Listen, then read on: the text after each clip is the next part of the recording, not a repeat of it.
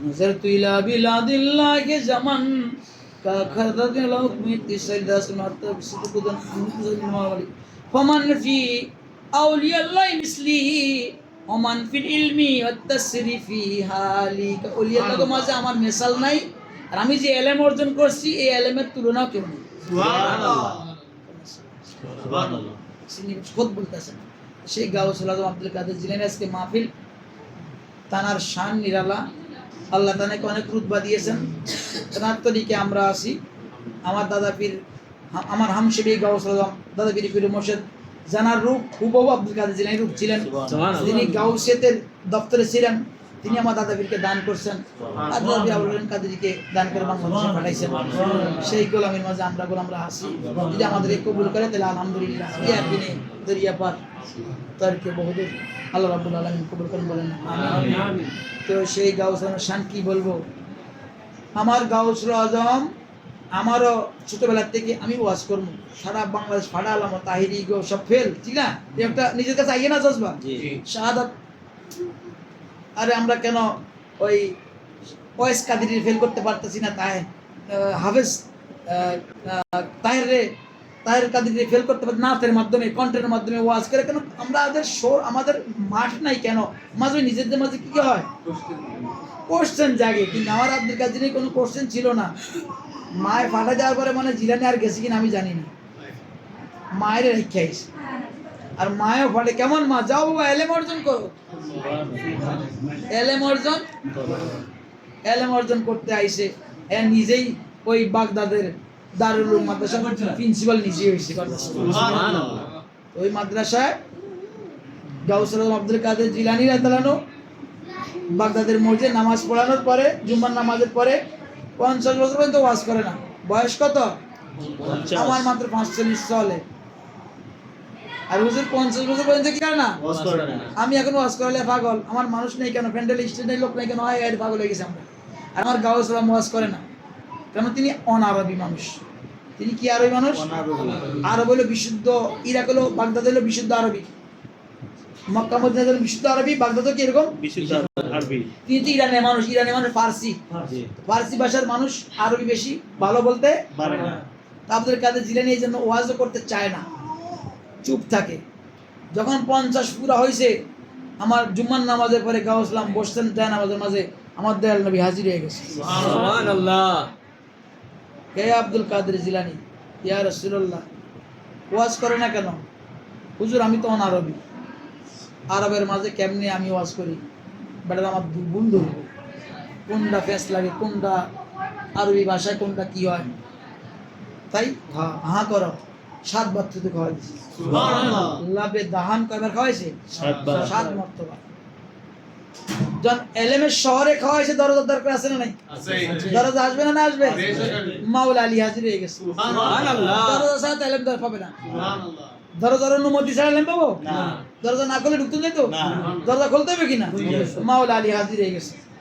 বেটা হা করো, ওনাই তো আওলাদ, ওনাই তো সেল নাতি নাতি খুন্তির খুন্তি, বেটা হা করো, হা করছে, খাও 6 বার। কয়বার? 6 বার। গাউসুল আজম ফেস লাগছে, নবী 7 বার খাওয়াইলাম না, একবার কম খাওয়াইলেন।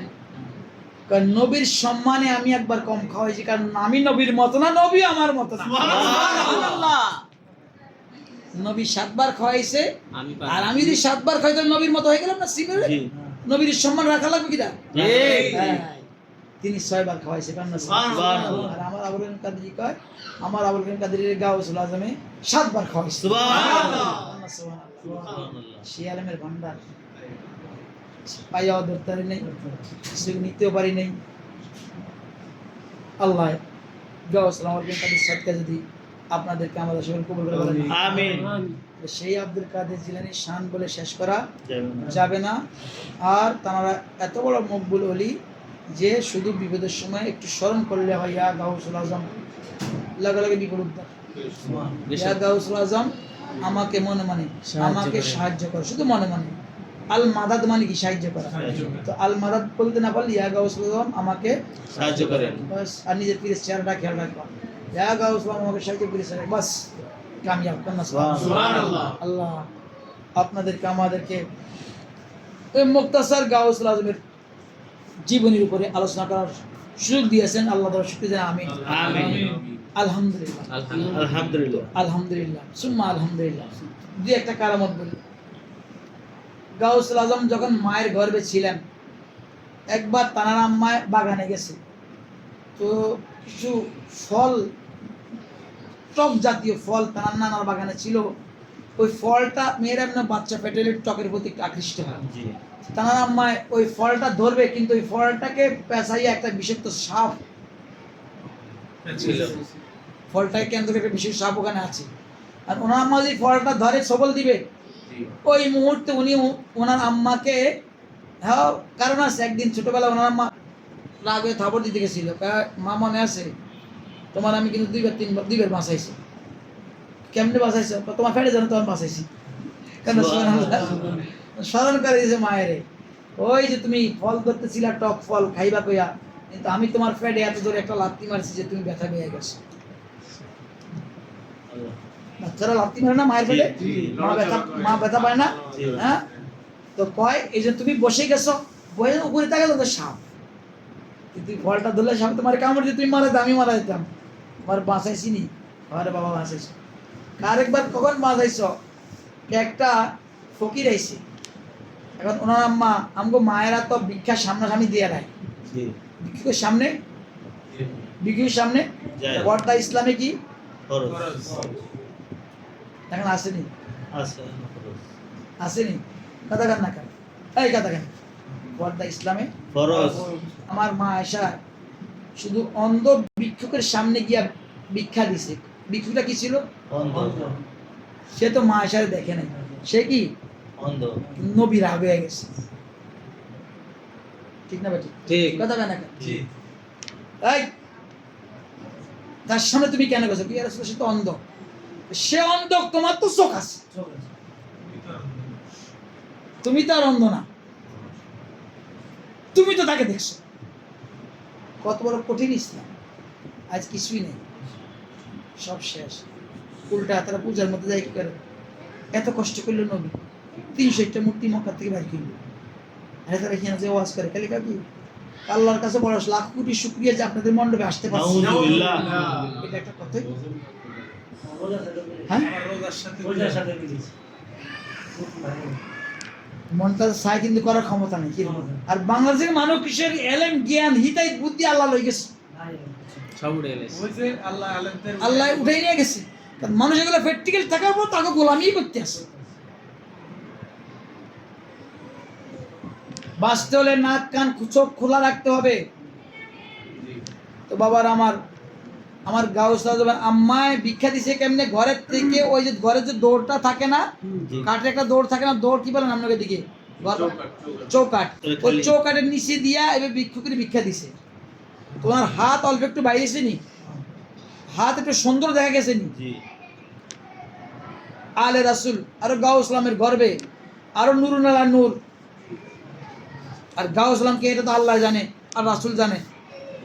ওনার এই হাত দেখে ভিক্ষুক তার অন্তরের মাঝে খায়শিয়াত আসছে, শয়তানি কুওয়াত আসছে, শয়তানি তাকত আসছে। সে বলে আমি তো অন্ধ, আমি তো দেখি না, যদি দরজা খুললে আমার ভিক্ষা দিত। কি কইলো? দরজা খুললা ভিক্ষা দিত। তো গাউসুল আম্মা মনে করছে আসলে সে অন্ধ মানুষ, সে তো ভিক্ষা পায় নাই, দরজা খুলবে। কিন্তু আমার গাউসুল তখনও মায়ের গর্ভে, তিনি বলেন আমি তোমার নাক দিয়া বের হয়ে জঙ্গলে গিয়া বাঘ হইছি, বাঘ হইয়া আইয়া তাকে থাবা দিয়া নিয়া যান মাইরা ফলাই দিছি। এই কারণে তুমি বাঘ হইয়া ফকির মারো, মায়ের ইজ্জত রক্ষা করো গাউসুল। তুমি বাঘ হইয়া কথা কেন? তুমি বাঘ হইয়া ফকির মারো, মায়ের ইজ্জত রক্ষা করো গাউসুল জিলানী।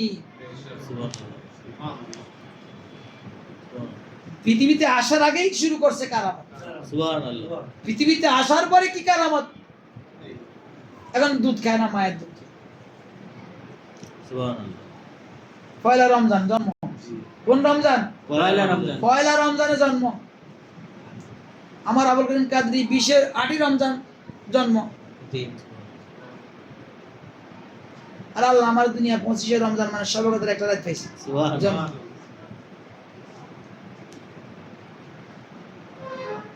তো গাউসুল আব্দুল কাদের জিলানী রাদিয়াল্লাহু আনহু এখন দুধ খায় না, তো মা তো আর আঙ্গ সাধারণ মা না, একটু আল্লাহ জ্ঞান দিছে।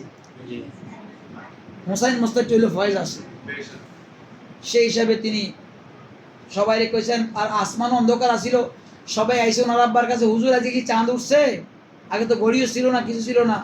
ওই আসমান দিয়ে কয় আচ্ছা, ওনার আম্মায় কই, ওনার আম্মায় ওনার আব্বার দেখ আপনি সবাই বলে দেন যে আমার আব্দুল কাদের রে আমি মাগরিবের আজানের সময় দুধ দিব, যদি খায় বুঝবো চাঁদ উঠে গেছে। যেটা যে সারাদিন আব্দুল কাদের যত চেষ্টা করছি সে দুধ খায় নাই সবাই রেখে আমরা মাগরিবের পরে ফয়সালা দিব, তোমরা যাও। সবাই চলে গেছে। এখন যখন মাগরিবের আজান দিচ্ছে, ওনার আম্মায় ওনার মুখের মাঝে দুধ ধরে উনি খানা শুরু করছে। সুবহানাল্লাহ দেখছেন নি? এবার বিশ্ববাসী দেখলো আমার গাউসে পাকের শান, ধরায় এসে করেন তিনি মায়ের দুগ্ধ পান। হায় রে বিশ্ববাসী দেখলো আমার গাউসে পাকের শান, ধরায় এসে করেন তিনি মায়ের দুগ্ধ পান।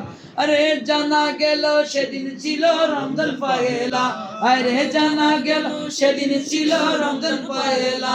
যেজন গাউসুল আজম সেজন বাগদাদ ওয়ালা, যেজন গাউসুল আজম সেজন বাগদাদ ওয়ালা, যেজন গাউসুল আজম সেজন বাগদাদ ওয়ালা। তার কাঁধে যার চরণ যুগল, তার কাঁধে যার চরণ যুগল মদিনা ওয়ালা।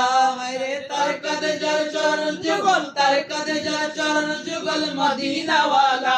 যেজন গাউসুল আজম সেজন বাগদাদ ওয়ালা, যেজন গাউসুল আজম সেজন বাগদাদ ওয়ালা।